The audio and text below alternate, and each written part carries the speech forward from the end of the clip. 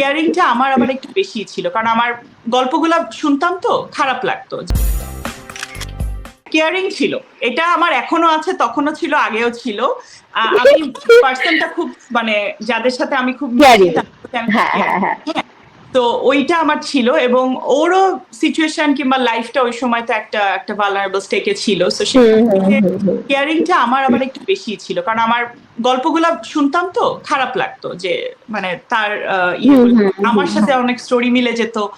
দেন তার ব্যাপারে সবচেয়ে যে জিনিসটা আমাকে বেশি ওই সময় করেছিল যে ও একেবারেই জাজমেন্টাল না, কোনো কিছু নিয়ে ও জাজমেন্টাল না। ও জাস্ট দেখে যে ওর সাথে পার্সনটা কেমন, আর ওর সাথে মানুষটা আসলে কিভাবে আছে, তাকে কিভাবে ট্রিট করছে।